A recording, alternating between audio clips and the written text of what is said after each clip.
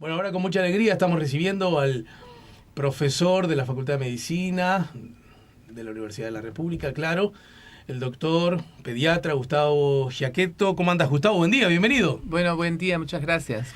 ¿Y vos cómo te llevas con el tango, por ejemplo? Bueno, me gusta mucho el tango, la verdad que sí. ¿De qué año sos vos? Yo, de nacimiento. Sí, sí, si es que lo decís. Lo digo, sí, 64. ¿Estamos ahí? Estamos ahí. Pero sí. parecés mi hermano menor y yo soy un año más chico que vos. Ah. Soy del 65. Ah, bueno, ¿viste? Sí, sí. Pero ¿cómo hiciste? Vos estás flaco, tenés todo el pelo, tenés toda la pinta. Bueno, no, hay que tener algunos problemas de salud como para hacer un clic.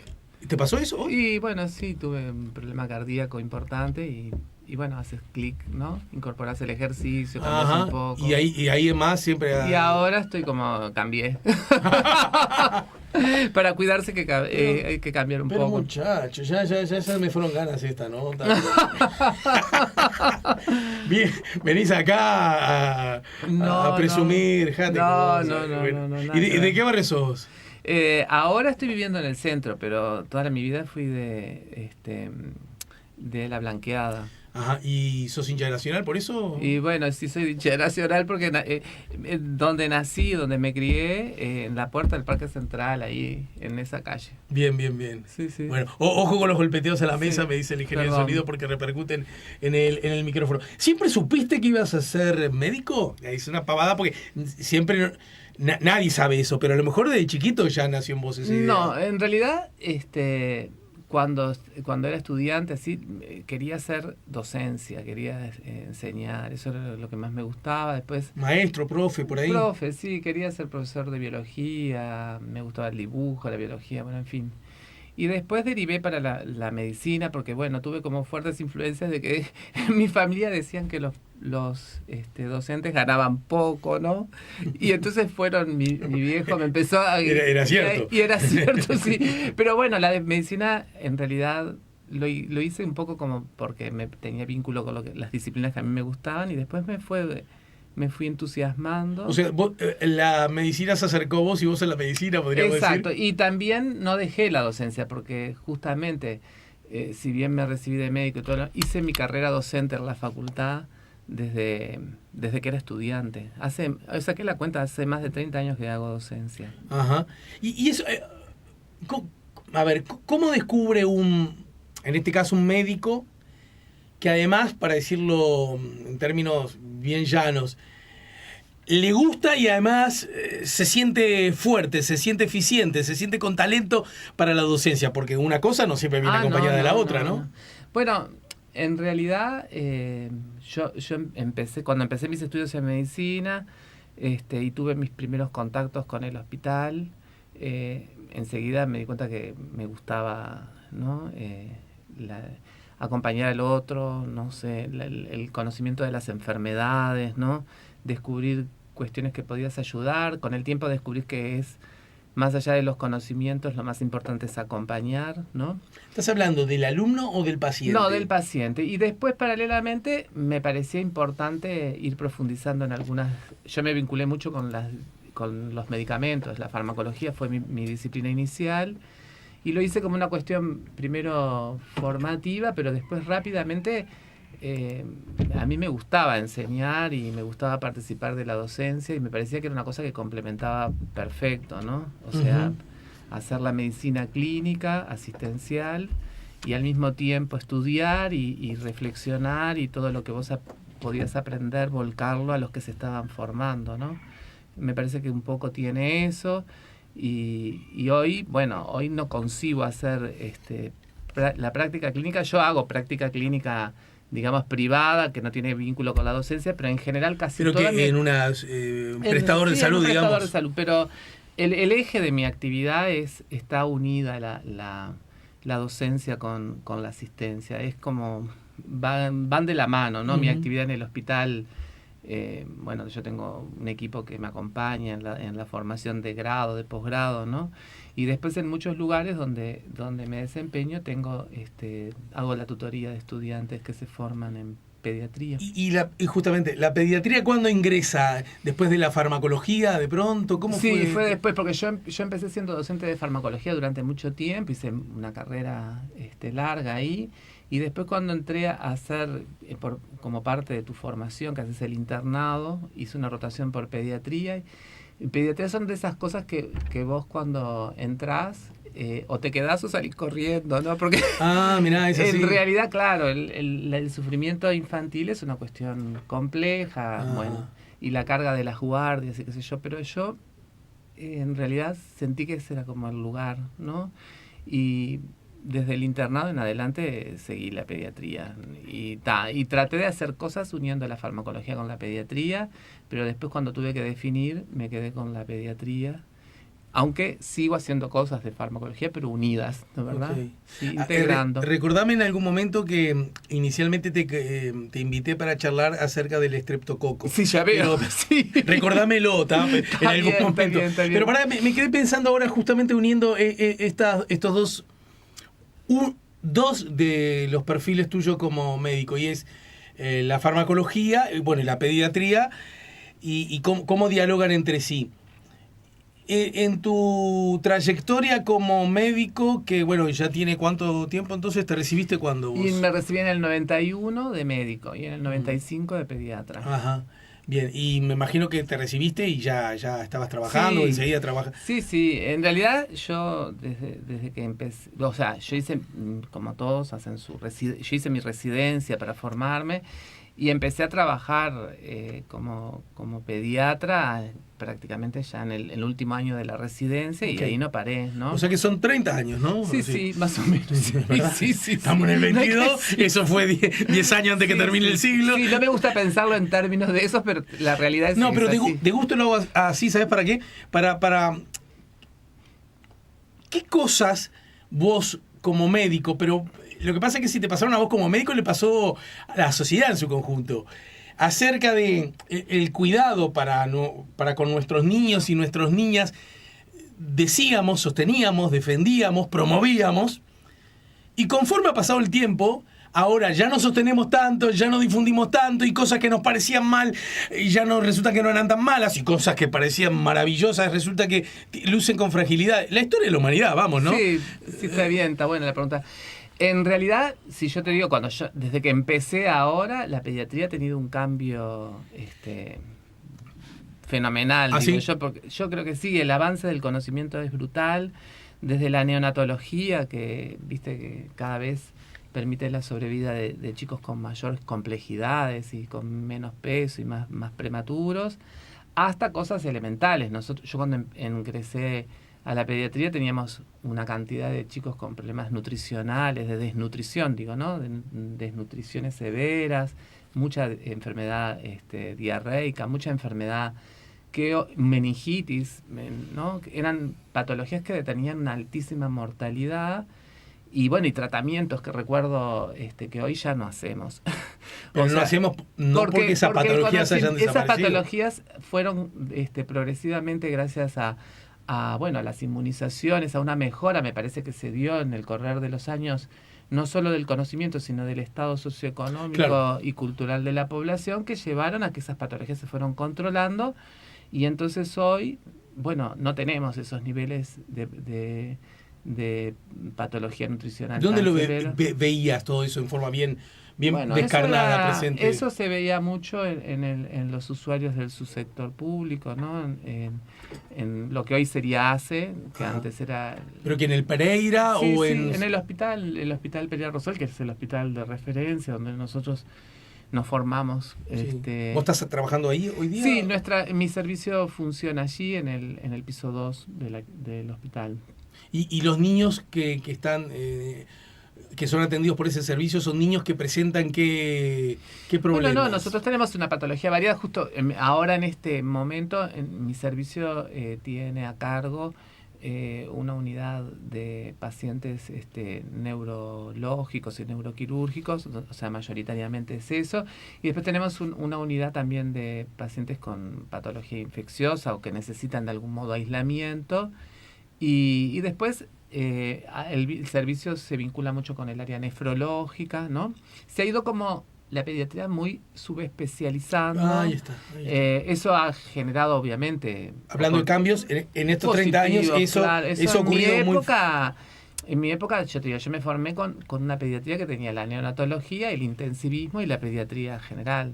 Hoy tú tenés, además de esto, tenés especialidades como gastroenterología pediátrica, neumología, nefrología, cardiología. Bueno, posiblemente vamos a tener el desarrollo de la hemato-oncología más disciplinar. No es que no exista, pero digo como disciplina formativa, ¿no?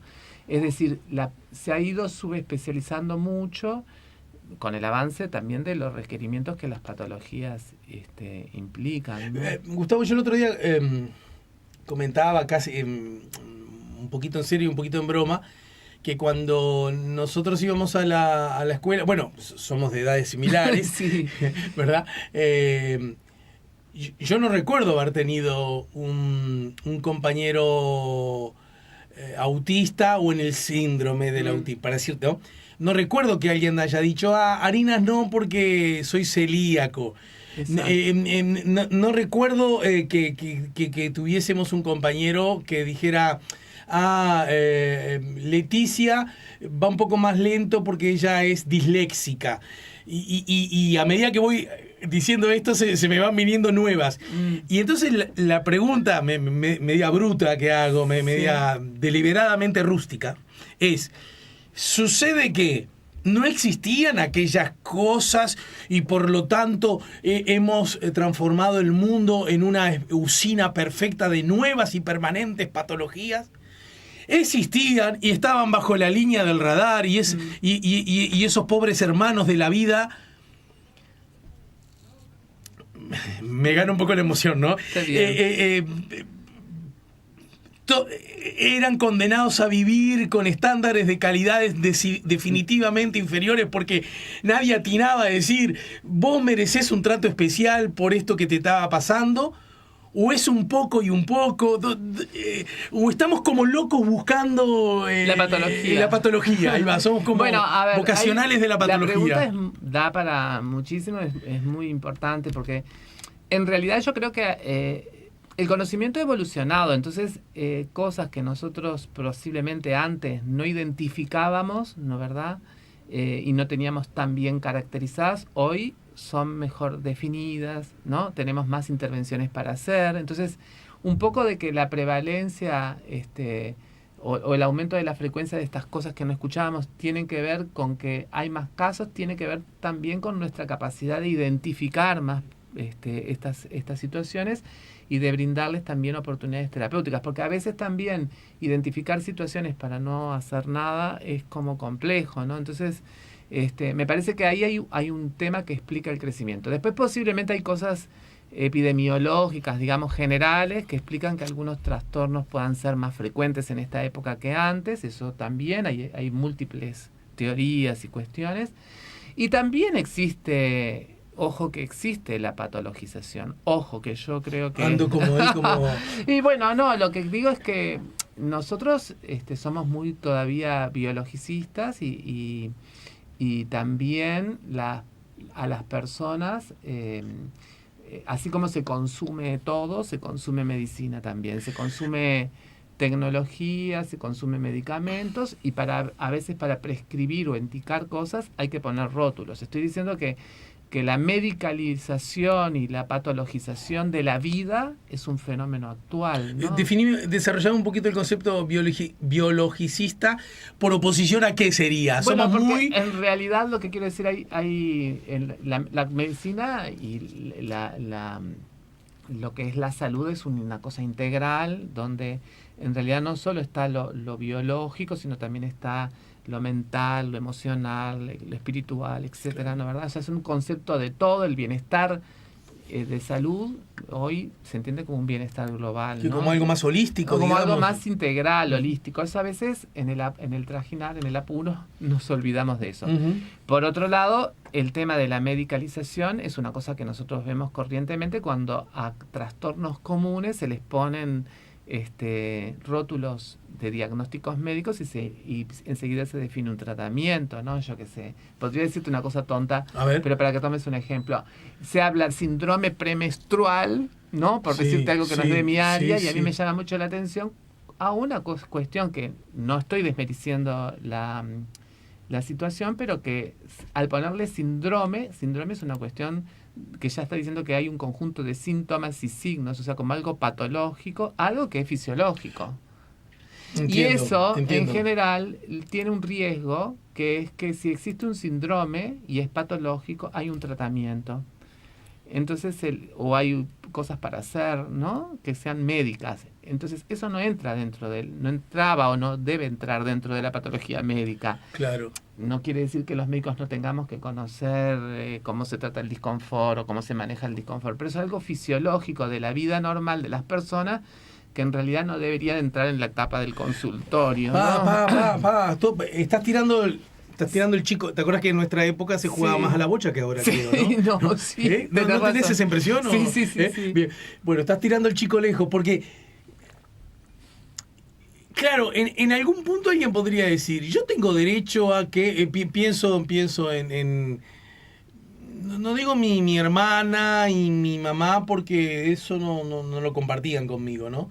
Pero las novietas, novias, parejas, compañeras de vida que he tenido, y ni hablar mi esposa, uno empieza a compartir cosas vinculadas, por ejemplo, al concepto del síndrome premenstrual, que uno puede, ya tomándolo entre comillas, Sí, sí, por lo que me acabas de sí, decir, sí. ¿no? Y también uno comprende que todas las mujeres son distintas. Claro, obvio. Entonces yo digo, pucha, ¿cómo hace el conocimiento para enmarcar cosas cuando uno percibe en su muy corta experiencia? Si yo hubiera tenido tu pinta, hubiera tenido una experiencia más rica, pero muy corta experiencia, que yo advierto que todas las mujeres lo viven de manera distinta. Sí. Entonces, ahora, uno puede decir, la mujer después de todo tiene derecho, porque el conocimiento acumulado a no sentir malestar, ¿no? Usaste una palabra, disconfort, dijiste. Sí, disconfort. ¿Ves? Sí, ¿Verdad? sí. ¿No? Entonces, a combatirlo y decir, ¿por qué yo en este periodo previo tengo que pasar un mal momento, que me duele, que me incomoda, cuando si en pronto mando una píldora, ya me pongo mejor? Esa es una lectura que a mí me parece súper razonable. No, sí, sí, claro. Pero la otra lectura es, pero mirá que si jugás al fútbol y te tranca fuerte el zaguero y te pega en la canilla, el famoso, te duele. Exacto. Y forma parte de jugar al fútbol, Bueno, que te duela. Eso es lo que yo digo, que en realidad... No descolocamos como exacto. humanidad. Lo que quiere decir que hay cosas que forman parte de la vida misma, ¿no? Otro ejemplo, capaz que es más entendible. Una pérdida, sea una pérdida, bueno, de un ser querido, una pérdida en la vida de alguien siempre significa un duelo, y todas las personas elaboramos los duelos de distinta manera. Hay que tener tiempo para el duelo y hay que respetar el tiempo del duelo y los sentimientos del duelo. No todo el mundo entra en una depresión por el duelo. ¿Se entiende lo que digo? Claro, claro. O sea, duelo es algo normal. Se me muere un ser querido, no sé, mi madre, mi padre, mi pareja, lo que fuera, ¿no? No sé, un hijo. Es lógico que la gente entre en un periodo de duelo y hay una serie de etapas bien definidas de cómo se vive eso, y las personas, como tú decís, lo viven de distinta manera de acuerdo a la cantidad de pérdidas que han tenido a lo largo de su vida. Así se experimenta por primera vez o ya lo experimentaron, ¿no? ¿Verdad? Y en qué situación están en ese momento, cómo te agarra en ese momento. No todo el mundo va a tener una depresión mayor por eso, ¿no? Entonces hay que tener cuidado, eso es lo que nosotros, bueno, por lo menos lo que yo insisto. Los chicos es muy frecuente también los problemas comportamentales. Hoy por hoy los trastornos de conducta. Bueno, todo eso, ¿no? Todo eso. ¿Cómo es que le dan esta medicina media famosa? Sí, se usan muchos medicamentos para Hay mi una que es media juicio. famosa, ¿no? Sí, no quiero que se enojen ninguno de los psiquiatras ni nada porque no es contra ellos. No, pero además lo estoy se usan planteando. Ritalina Eso. para la inquietud, la hiperactividad. Y hay que tener también cuidado, no estoy diciendo que haciendo juicios, pero digo, las conductas hiperactivas o las conductas desajustadas de los chicos pueden obedecer a un montón de circunstancias que están viviendo y son una expresión muchas veces del sufrimiento que tiene el niño, la niña, ¿no? Sufrimiento en el sentido de sufrimiento, algo que pasa, algo que le está generando algún problema, y hay que indagar antes de rotular, eso es lo que digo. No todo inquietud es una hiperactividad, no todo chico que tiene una conducta desajustada tiene un trastorno oposicionista desafiante, o tiene un trastorno importante que amerita un diagnóstico y un tratamiento, eso es lo que digo. Para eso, las personas que tienen esos problemas tienen que estar enteradas de que esto es así, pero al mismo tiempo nosotros como médicos tenemos que ser cuidadosos de no catalogar en 5 minutos o en 10 minutos y hacer un diagnóstico y derivar y llevar a la especialización y poner un tratamiento. Eso es lo que... Yo a veces a mí mira que es un tema que no me es fácil hablar, porque en la medicina... A ver, ¿por qué? Y bueno, porque la medicina todavía sigue teniendo...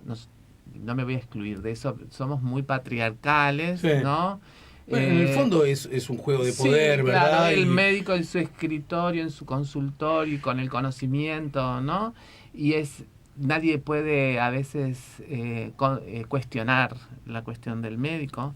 Hay un pensamiento hegemónico ahí muy fuerte, sí, ¿no? Sí. Hay una formación también de mucha tradición en una línea de pensamiento. Y los muchachos y muchachas que estudian medicina ahora, no hay una, yo digo pavadas, ¿no? No hay una cátedra que estudie acerca de los riesgos del, por decirlo así, desenfrenado, mal uso, inadecuado o poco democrático uso del poder.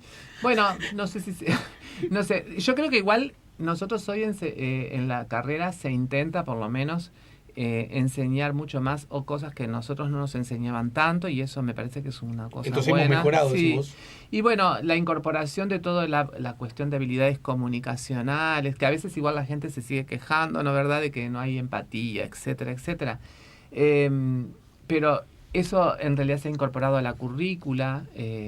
Se está intentando incorporar una visión más generalista, más integral, ¿no?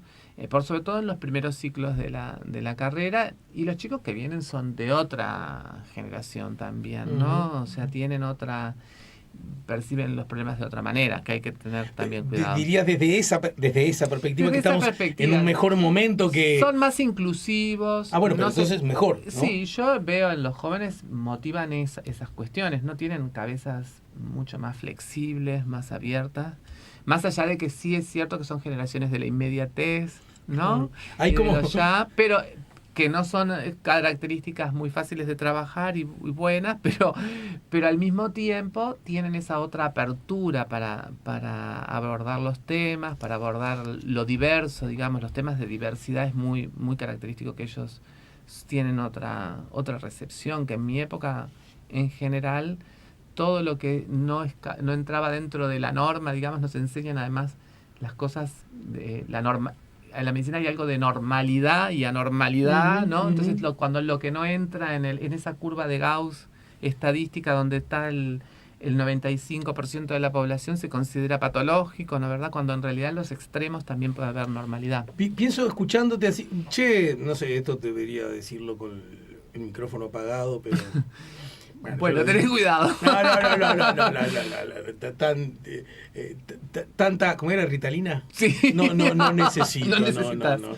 Lo que necesito es comer menos calorías. Ya está. Es lo único que necesito y yo lo sé. Sí, pero en todo caso, Gustavo, que la mirada que vos compartís me resulta tan rica de la perspectiva de la colectiva construcción de ciudadanía, ¿no? Que bueno, no sé, te hago, mira, nunca ni siquiera lo había pensado, pero te hago un ofrecimiento público para que después, de cara al próximo año, veamos si nos las ingeniamos para mantener un encuentro regular frente a un micrófono.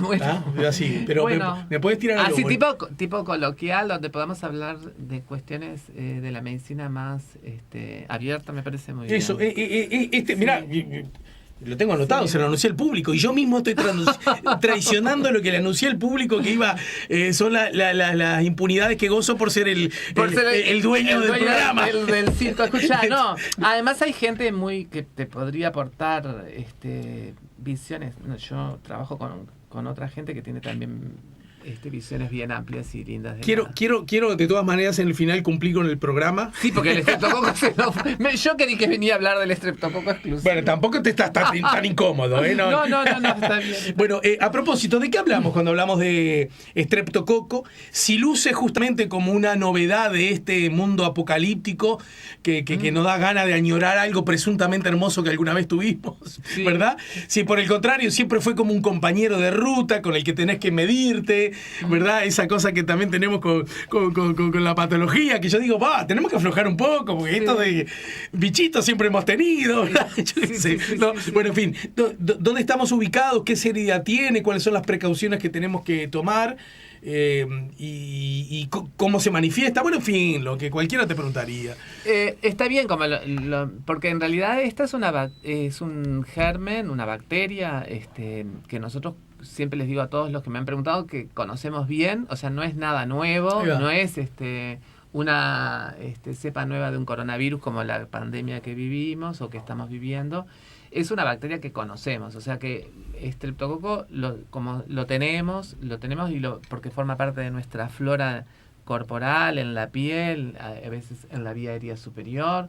Entonces la conocemos bien y conocemos que causa cuadros comunes en los chicos y en los adultos jóvenes. ¿Pero solo afecta a los adolescentes y niños? No, puede afectar a todas las edades, pero donde nosotros más vemos infecciones por estreptococo son en los chicos jóvenes y en los niños escolares, ¿no? Preescolares, donde en general causa faringitis, ¿no? Es una causa importante de faringitis, causa infecciones de piel y partes blandas. En esta época que los chiquilines andan descalzos, los pican los insectos, se rascan, ¿no?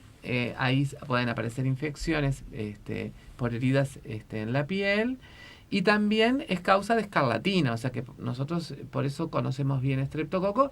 Y bueno, sabemos que estreptococo además, si bien estos son las cuadros más frecuentes y lo que estamos acostumbrados a ver, en algún porcentaje pequeño de casos, pero puede ocurrir complicaciones con infecciones invasivas. Decimos que infecciones invasivas cuando la bacteria ya no afecta la piel o la garganta y ahí es nomás, o produce una toxina produciendo escarlatina, una erupción, sino que invade la sangre y puede producir algunas infecciones como complicaciones como infecciones en los huesos, ¿no? O sepsis o infecciones respiratorias más. ¿Qué dijiste? Sepsis es una infección generalizada, ¿no? O una complicación más grave. Pero hay riesgo. Y bueno, cuando el estreptococo invade, es una bacteria que es una bacteria muy patogénica, no tiene muchos mecanismos de agresión al huésped y entonces tiene riesgo de producir cuadros graves con cierta letalidad si no se asisten en tiempo y forma o a veces a pesar de eso aún así la respuesta del huésped puede condicionar que tengamos un desenlace complejo. Pero ¿no? Porque el antibiótico que se usa de pronto no termina siendo eficiente. No necesariamente, a veces es la misma agresividad del germen la que determina ese desenlace. ¿No? Viste que siempre las infecciones son un juego entre el agente que nos agrede, que es la bacteria, el virus, en este caso es una bacteria, también las respuestas del huésped, ¿no? Uh-huh. El huésped puede responder poco porque tiene sus defensas muy bajas y ahí entonces la infección puede ganar, o también puede responder mucho y generar reacciones exageradas. Uh-huh. Eso es variable con el huésped. Y después está lo que nosotros hacemos. Si no es lo mismo si vos la atendés precozmente y la tratás adecuadamente, claro, que si ¿no? Esa sigue siendo, me parece, una máxima en casi toda la vida, ¿no? Siempre, sí. El potencial problema, mientras más temprano lo agarres, y sí, claro, va a dañar menos y se va a solucionar. Nosotros en esto estamos insistiendo en eso, en que, ¿Y qué tenemos que hacer entonces los papás? En realidad lo que se ha visto, que no te dije, es que aumentaron la frecuencia de estas infecciones, eso es así, y al aumentar las infecciones comunes, también se ha visto un aumento de las infecciones más profundas, más graves, ¿no? Algunos, no tenemos datos oficiales, yo decía, porque en realidad no hay registro no es una cuestión que se notifique constantemente, entonces no hay como en otras enfermedades que vos podés llevar una... Pero vi que el ministerio sacó un comunicado ahora alertando. Y bueno, ahí lo que me parece que hay que hacer es, bueno, recordar estas cosas, los síntomas que puede ocasionar, ¿no? Si tiene fiebre, dolor de garganta, si aparece una erupción escarlatiniforme, una erupción en la piel. ¿De qué tipo? La erupción de la escarlatina, típicamente, la escarlatina clásica es una erupción que comienza en el cuello y se extiende después al resto del tronco. Pero como granitos rojos. Claro, es como una así. erupción rojiza. Ajá. Que vos pasás la mano y es como áspera. Incluso los libros viejos decían como papel de lija. Es esa la sensación que uno tiene. Ajá. Pero bueno, es una erupción, un rash, ¿no?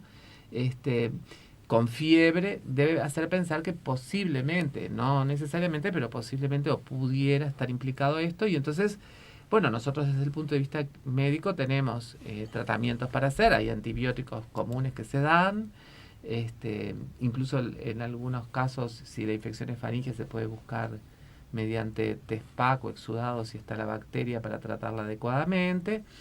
Y bueno, y recomendamos además que las personas se laven las manos, ¿no, verdad? Eviten, si están con síntomas, asistir a lugares, ¿no? Hasta que estar bien o hasta 24 horas de estar asintomático y haber iniciado el tratamiento antibiótico, porque una vez que se inicia el tratamiento antibiótico, a las 24 horas se deja de contagiar, ¿no? No es una cuestión que se disemine así tan fácilmente. ¿Y los contextos socioculturales de los niños pueden incidir en esto o no? En el sentido de que, bueno, contexto fundamentalmente para la transmisión, claro. ¿no? Es decir, si no hay una buena cuidado de las heridas, si no hay una buena higiene de manos, si hay mucho hacinamiento, esas cosas pueden variar a que existan varios casos. O sea, el clásico agua y jabón de las manos cada sí. tanto. Bueno, eso es como, para nosotros el lavado de manos es una de las estrategias que más vidas salva, ¿no? Eso y las vacunas son las cosas que más nos protegen. Bien, entonces, a ver si caso bien el espíritu de la información y de la noticia. Es verdad, estamos con señales más altas de las habituales, sí. Por lo tanto merece una atención. Pero no alarmista, digamos, no es una epidemia, no es una pandemia. Digamos, los chiquilines tienen que seguir jugando. Tienen que seguir haciendo sus actividades, tienen que seguir haciendo su vida normal. Como todos, cuando están enfermos, no ir y listo, ¿no? No ir y buscar. Ahora terminan las clases, puede oficiar como un factor que ayude a... Bueno, los periodos estos, cuando no hay actividad escolar, evita las aglomeraciones y bueno, para la transmisión de todo lo que sea respiratorio es mucho mejor, ¿no? Bien, entonces yo, por ejemplo, Juan que tiene 9 años, y no estoy hablando de Juan, sí, como ejemplo. Estoy jugando, claro. Sí. Yo lo que tengo que hacer es estar atento. Él, por ejemplo, es bien parecido a la mamá, bien blanquito, entonces cada tanto tiene cosas en la piel, pero sí. Porque es un... Pero cuando hablamos de la escarlatina es una eruptiva, como cuando nos enseñaban, claro, digo, lo que pasa es que no estamos acostumbrados a ver tantas eruptivas en la población general porque se olvidan de que la varicela ya no la vemos por la vacuna. Cuando nosotros éramos gurises sí la veíamos. Sí, entonces claro. Nosotros aprendíamos todas las eruptivas. La escarlatina es una eruptiva. Las eruptivas son un conjunto de enfermedades febriles que cursan con raya en la piel. Entonces, si el chico tiene fiebre y además le aparece un rash, bueno, hay que consultar a ver si es, ¿no? Claro. Bien, dijiste al pasar, no quiero ser, porque justo estamos en el final y te acabo de hacer un ofrecimiento y justo ahora, si te doy una patada en el pecho, mejor me alejo. Dijiste que el viejo y querido, el lavado de manos, sigue siendo un actor que igual, digamos, de muchos siglos para atrás, sigue siendo eficiente, sigue siendo un buen compañero de ruta. Y otra cosa que dijiste es las vacunas, ¿no es cierto? Sí. Sin embargo, yo creo recordar que vos tenías una mirada algo cuestionadora. Crítica, digamos. Sí, bien, perfecto. Crítica a la vacunación COVID para los niños, ¿no? Sí, entonces, viste que los que hacemos entrevistas, hacemos preguntas, andamos siempre como a la casa de la contradicción. Sí, bueno, ese es un tema que merecería como una... No, pero puedo explicar perfectamente. Lo que quiero decir es... cuando hablo de vacunas, hablo de las vacunas en general como herramienta de salud pública. Pero nosotros en el calendario infantil nuestro tenemos un montón de vacunas que salvan vidas y evitan secuelas brutales, como puede ser la vacuna de la polio, la vacuna, ¿no?, del sarampión, o sea, hay un montón de vacunas.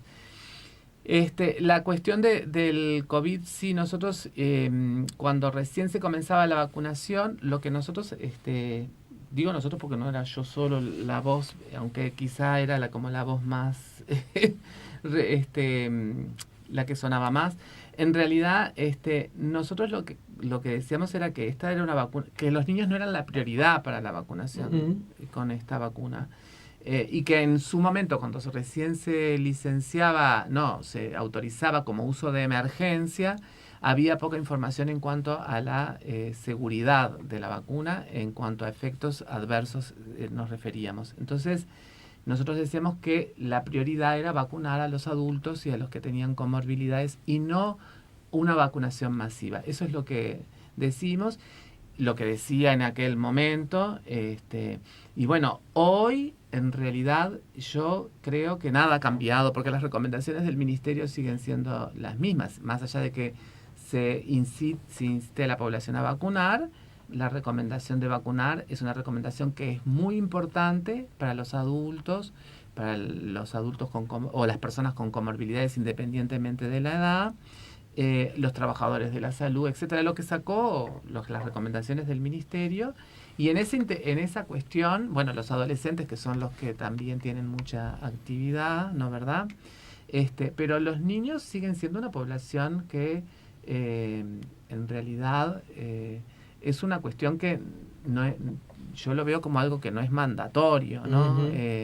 No es la prioridad, eso es lo que quiero decir. Además, en esta cuestión de que la vacuna ayuda a cortar un poco la transmisión, pero como tú verás, las vacunas disponibles al momento no han permitido el control total de la pandemia. Bueno, ¿no? De hecho, ahora ha habido un empuje, ¿no? Sí, bueno, ahora probablemente sí, hay como se sostiene que hay un aumento de los casos y en realidad por eso es importante, porque hay mucha gente que debió completar su esquema vacunal que no lo hizo, ¿no? ¿Y el esquema vacunal básico cuál sería entonces? Y bueno, lo que estamos recomendando es que tú tengas las 3 dosis de la vacuna y que hagas los refuerzos, ¿no, verdad? Yo mismo tengo 3. Bueno, debería ir por la cuarta, entonces. Las personas que son consideradas de riesgo por grupo etario, por su actividad física, por su actividad laboral y las personas que tienen alguna comorbilidad, en realidad deberían de recibir una dosis adicional. Pero tú, con la misma claridad con la que te expresas, ¿no entendés que en ese grupo estén los chiquilines que aún no han sido vacunados? Los chicos que tienen comorbilidades, seguramente que sí. Pero cuando hablamos de comorbilidades en los chiquilines, ¿de qué estamos? Bueno, enfermedades crónicas, el asma importante, ¿no, verdad? Yo qué sé, la obesidad, citocardiopatía. Ahí tenemos patologías. Chicos que están en bajo tratamiento inmunosupresor. Son niños que, aunque sean unos cuantos, son clara minoría, ¿verdad? Bueno, son minorías, sí, pero bueno, esos deberían de estar protegidos. No, claro. Pero entonces, si es una minoría, yo supongo que las mayorías, cada papá, cada mamá decidirá. Podríamos decir esto, no es prioritario, creo que dijiste. No es prioritario. No se diría dañino. No, por eso, en realidad creo que es eso, que nosotros no pusimos prioridad en ello. Yo creo que esa fue la discusión.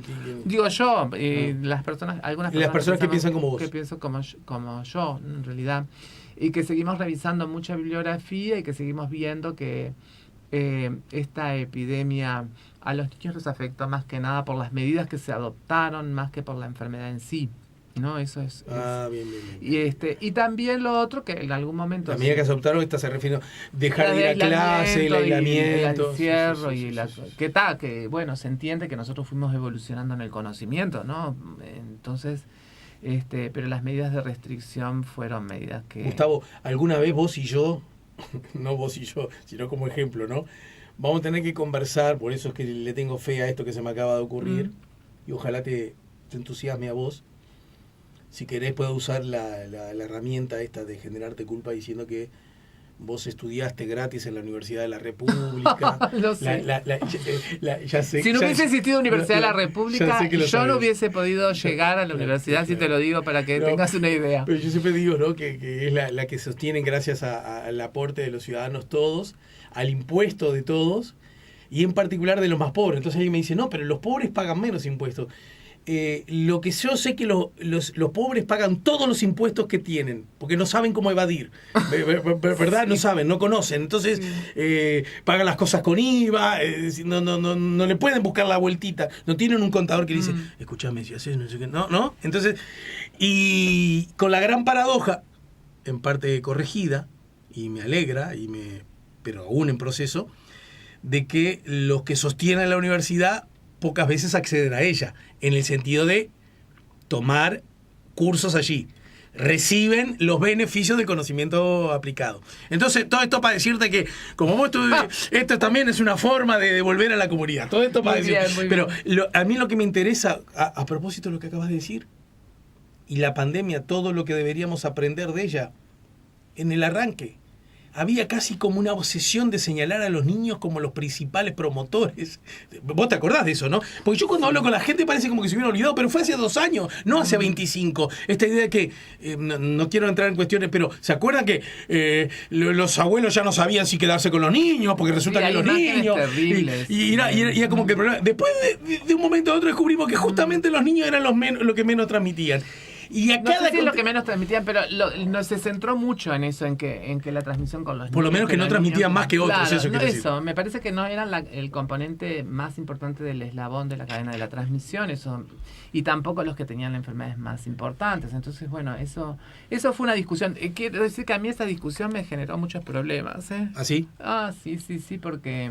¿Pero problemas de qué? Bueno, mirá que no me estoy haciendo el chancho. No. Es un tema que a veces no me gusta como reeditar, porque bueno, desde que fui tildado de antivacunas, ¿no? Y me identifico con ese movimiento. No, pero hay una barra antivacuna, ¿no? Y negacionista de la pandemia. Pero no tengo nada que ver con ella. Bien. Y no tengo los preceptos ni los principios que ellos tienen, a los cuales respeto, porque digo, yo creo que lo que quiero decir es, las cuestiones, los grupos, las personas se identifican con una ideología y la forma de combatirla no es tratar de aniquilarlos. Maltratando. No, exacto. Me parece que lo que hay que hacer es contraponer un ejercicio que es muy democrático y difícil, pero que es contraponer con opiniones, con cuestiones y seguir tratando. Y también dentro de los que no somos antivacunas, yo soy pro vacuna total, porque además mi larga historia he asesorado muchas veces al Ministerio en esa materia y he participado, por suerte, con mi historia, haber contribuido a que muchas vacunas se incorporaran al esquema, ¿no? Con nuestro trabajo, con nuestra cuestión. A veces tenemos matices, claro, ¿no? Entonces, en medicina no es muy complejo. Bueno, ahí se dieron una conjunción de intereses políticos, ¿no? Presiones políticas, sociales, etcétera, la muerte en el medio, ¿no? Toda esa cosa, y bueno, una voz a veces disonante en parte, ¿no? Suena como rara, y entonces, bueno, yo creo que para mí fue costoso porque era como la persona que identificaban como que pensaba distinto y me identificaban con... Tuve conversaciones con personas muy interesantes que después reconocieron que en realidad mi postura no era nada de eso, pero... Lo que pasa es que vos tenés también una trayectoria, un conocimiento acumulado, me permito decir, una credibilidad y un prestigio, y desde la perspectiva de la construcción ciudadana, mirá, vuelvo al asunto, cuando uno ha generado todo eso, que lo ha generado uno, y uno está obligado a correr más riesgos que otros. Sí. Pues, a veces lo que pasa es que... Pero mirá que cuesta, nuestro ambiente cuesta mucho, ¿no? Sí. Cuesta mucho, bueno. Pero dormís tranquilo, un poquitín, Bueno, yo ¿no? sí, porque en realidad para mí lo más importante, siempre hay que ser coherente. Y la coherencia se muestra entre lo que pensás, lo que decís y lo que haces. Y bueno, yo he intentado hacer eso. No digo que soy perfecto, no. No, claro, pues la coherencia no es sinónimo de no error. Y yo me puedo equivocar, obviamente, y acepto que me equivoco. Así que seguramente me equivoqué muchas veces en mi vida y me sigo equivocando. Bueno, muy bien. Bueno, ¿te gusta? Estamos a 10 días de la Navidad, ¿te gusta? De la Nochebuena, porque para mí la Navidad es la Nochebuena. Soy de esa Sí, generación, también, ¿no? sí, sí. Para mí la fiesta es el 24. Y El después 25 es está. como una especie de agregado. Es verdad, es verdad. Por lo menos para nosotros, por lo menos para los chiquis. Cuando yo era gurí, era así se bebía. Estamos a 10 días de... ¿Y cómo te sientan las fiestas? Bueno, ¿Te da igual? No. Estás súper emocionado, ilusionado. Ay, ojalá que pasen de una vez porque me mata esto. Son sentimientos contradictorios, porque por un lado tenés chiquilines en la familia, entonces disfrutás con eso, pero por otra parte también es una fiesta de la familia, y cuando no tenés ausencias que te trae el recuerdo, es como complicado, y son fechas complejas para algunos de nosotros, ¿no? Uh-huh. Si perdiste un ser o algo, es importante porque, bueno, son momentos donde vos recordás tus infancias, tus adolescencias, tus cuestiones. Pero todos hemos perdido, ¿no? Sí. Entonces... Pero viste que tiene como yo lo vivo mucho como una fiesta familiar, y entonces, bueno, la ¿Vos familia tenés fe, sos hombre de fe religiosa? Bueno, no profeso nada y... ¿No dirías que sos ateo o sí? No diría que soy ateo. Pero no vas a ninguna iglesia, ponele. No. Entonces, bueno, pero fundamentalmente el sentido espiritual que le das es ese. Entonces es como... Es una fecha entreverada. Yo diría que es entreverada. Es linda y tiene sus... ¿Y te da ilusión como a mí, por ejemplo, que es notorio que acumulo tejido adiposo? ¿Te da ilusión, por ejemplo, que se va a comer en eso? ¿O no? ¿Vos Lo como buen flaco? No le das... A ver, yo como, pero mira que... El problema está que, viste, que la gente prepara y gasta mucho y come. Y después no comes tanto. No. Hace mucho calor y no es una fiesta de invierno en el polo. Sí, bueno, ¿no? ahí tenemos Sí, claro. el mandato cultural del norte. Comiendo pan dulce y turrón en este fruta clima. brillantada. Sí, es muy complejo. Pero bueno, se come, ¿no? Sí. Bueno, mi querido, gracias por tu tiempo. Gracias a vos. Gustavo, querido, y te deseo mucha suerte. Y bueno, de verdad que me gustó esa idea misma que nació, viste, cuando las cosas nacen sin que nadie se instaló. A lo mejor le encontramos la vuelta para el año que viene, tener un encuentro relativamente estable para hablar de estos asuntos, bueno, para darle conocimiento y poder a los que menos conocimiento y poder tienen, que son los ciudadanos. Bárbaro, genial, me parece bien, bárbaro. Y así se construye democracia y se mejora la calidad de vida también, ¿no? Exacto. A veces con alguna pastilla o medicamento también, ¿eh? Sí, no digo que no, porque sí. Hoy mismo yo estaba pensando, ¿no? Estoy en una contractura que realmente me costó mucho dormir, ¿no? Y me duele mucho acá. Y yo decía, no, claro, de la perspectiva de lo que está diciendo Gustavo, yo tengo que preguntarme, ¿por qué tengo una contractura? ¿Cuándo? ¿Qué me pasó en mi niñez? No estoy payaseando. Pero si vos me prometés que me das una pastilla, me la sacas. Me da una tortilla eso. Es verdad. Bueno, gracias otra vez. Bueno, gracias. Ya no tenemos que ir, ¿no, Diegote? Bueno, entonces no te muevas de ahí porque este final lo aprovecho para recordar que son los últimos segunditos para que pronostiquen. ¿Quieres participar, Gustavo? ¿Cómo sos del fútbol? 1-0 futbolero. 10, el más futbolero del mundo. No, soy bastante. 8. 8. ¿Sos hincha de...? Te dije que era de Nacional. No, ¿cuándo me dijiste? Cuando me dijiste que... Es cierto, pero me dio la cierto, la blanqueada. Pero me dio la sensación que dijiste como por añadidura, no como una cosa. No, fui socio. Ahora no soy. Pero vas alguna vez a la cancha. Bueno, ahora no soy muy frecuente. Ahora voy más si juego Uruguay. ¿El mundial? ¿Le diste bolilla al mundial y todo lo eso? Miro y estoy atento. Ayer miré Argentina. Sí. ¿Cuál es tu pronóstico? Pará, voy por parte. Lo que le estoy preguntando al público. Hoy, Francia-Marruecos, ¿cómo sale según vos? Bueno, me gustaría que ganara Marruecos, pero creo que va a ganar Francia. Bien. No sé, 2-0. 2-0 Francia. Bueno, muy bien. Yo soy bastante pro Francia, te lo voy a decir. ¿Ah, sí? Pero me encantaría que gane Marruecos. Pero como me gusta el fútbol, a mí me gusta Francia y amo a Mbappé. Sí. Lo amo porque me parece que tiene todavía alegría. Me gusta. Me gusta. Además, Diegote, ¿cuántos años tiene Mbappé? ¿23?